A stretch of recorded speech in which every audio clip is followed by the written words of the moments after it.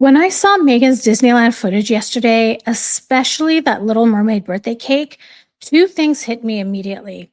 First, the way she used the Little Mermaid to frame her own life on Oprah, and second, whether that cake was really about her daughter or if it was about keeping her narrative alive. This is part one, the story she told the public and Harry. Part two's coming next, and that's where I will talk about how narcissistic parents can shape their kids' identities to reflect their own storylines. So let's get into this, but before we begin, here's the intro. Welcome to Revealing the Narc. Join me as I highlight narcissistic traits in celebrities and public figures. Everything here is in my opinion and not professional advice. If you enjoy the analysis, please like and subscribe. Gosh, it must have been years ago. We were sitting in Nottingham. I was sitting in Nottingham Cottage, and The Little Mermaid came on. Watch the way she says, and the Little Mermaid came on. The soft smile, the bashful delivery. That's not vulnerability, that's control. She's performing the perfect blend of innocence and depth to cast herself as a modern day Ariel who lost her voice to the crown.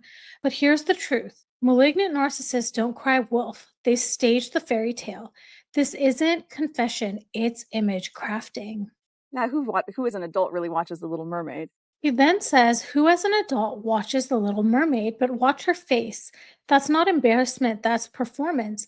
It's the classic narcissistic setup, playfully self deprecating, just enough to seem relatable, right before she flips the script and turns a cartoon into a metaphor for her supposed royal oppression. The smirk, the eye roll, the pause, it's all calculated. This isn't a woman confessing something raw. This is someone crafting an origin story. Not I suffered, but I was silenced. Not I left, but I reclaimed my voice. That's not a Disney coincidence. That's branding mythology. But it came on. I was like, well, I'm just here all the time, so may as well. Then she says, well, I'm here all the time. Might as well watch it. That sounds casual, but it's a scalpel disguised as a shrug. She's not just talking about watching a movie. She's telling us she was trapped, bored, silenced, and she wants us to feel sorry for her without her ever having to say it outright. This is covert narrative control, and that's how image obsessed personalities rewrite history, one casual smirk at a time. This, and I went, oh my God. She falls in love with the prince, and because of that, she has to lose her voice. And then comes the line, and I thought, oh my God. She looks down like she's overwhelmed and then glances right back up at Oprah. But she's not overcome, she's checking. That look down, look up move isn't nerves, it's strategy. Looking down signals vulnerability, like she's reliving something painful. But the upward glance, that's a micro check for validation. She's scanning Oprah's face for cues. Is Oprah buying this? Is empathy kicking in? Should I push it further or should I pull it back? This is emotional calibration, not genuine feeling. Narcissists don't just tell their story, they monitor the room while they're telling it. It's not truth, it's a test run. And then she lands the line. And because of that, she fell in love with us to lose her voice. That's the climax of her metaphor, a woman silenced by love. But this isn't confession, this is curation. She's not naming the royal family, she's not blaming the press, she's casting love itself as the villain, as if falling for Harry doomed her from the start, and she paid for it with her voice. That's not accountability, that's mythic martyrdom, designed to evoke sympathy while sidestepping responsibility. Because in reality, she didn't lose her voice, she leveraged it.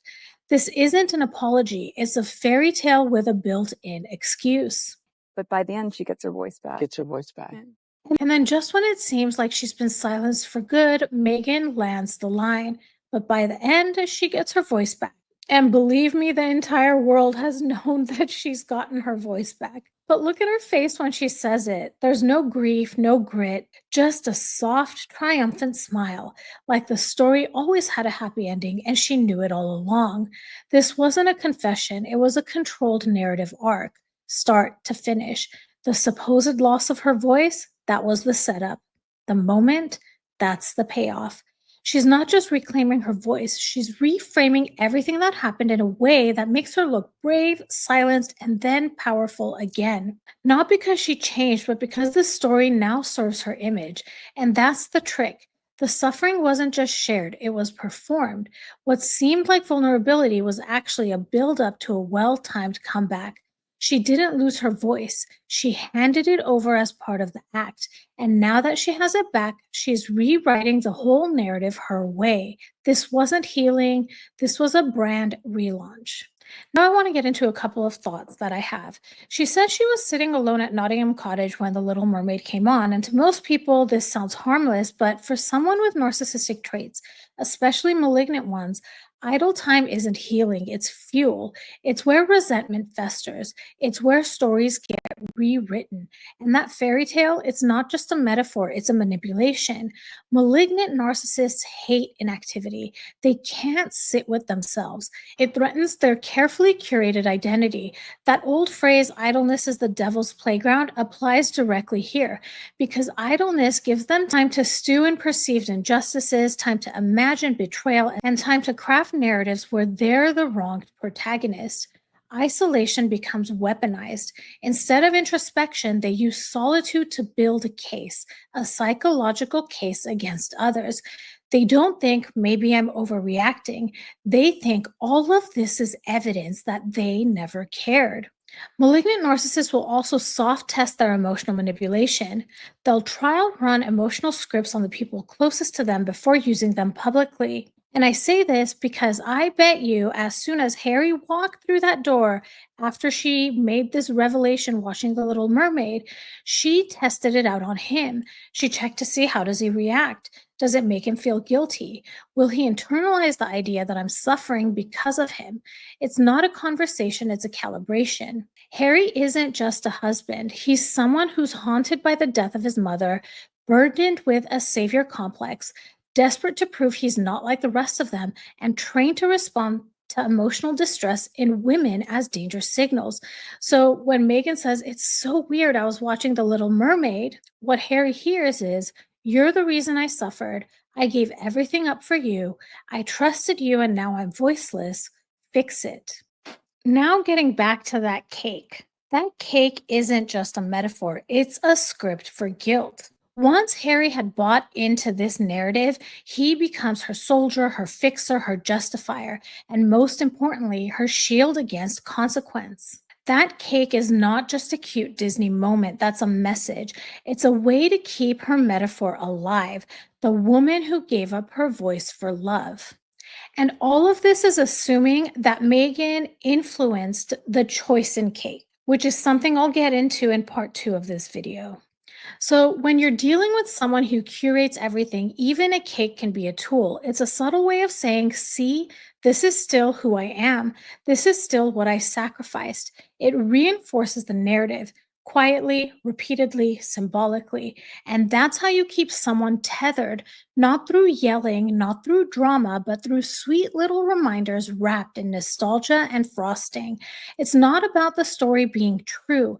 It's about making sure no one forgets it. This isn't a theme, it's a trigger in buttercream. So I'm curious to know what you all think about this. Please drop it in the comments. I'll be releasing part 2 of this video where I explore how narcissists may influence their children in their interests and their likes and dislikes. If you enjoy this video and you're looking for a meaningful way to support something beyond the screen, I'd love for you to consider making a small donation to the National Domestic Violence Hotline in lieu of super chats and super stickers. They provide 24/7 support and resources for people in unsafe or overwhelming situations, whether emotional, physical, or just hard to name. You'll find the link in the description, and their information is here on the screen if you need to reach out to them. Every little bit helps, and it means a lot. I have officially dropped my very first merch collection. You can see it in the store shelf right beneath this video. It's my very first design, so please go easy on me. If you're interested in 10% off, I have a promo code running on my Patreon. You can find the link to my Patreon in the description of this video. If this video was interesting to you, please like and subscribe. Hit that notification bell so you'll know every time I drop a new video. I want to thank you so much for listening, and I'll talk to you soon. Bye, everybody.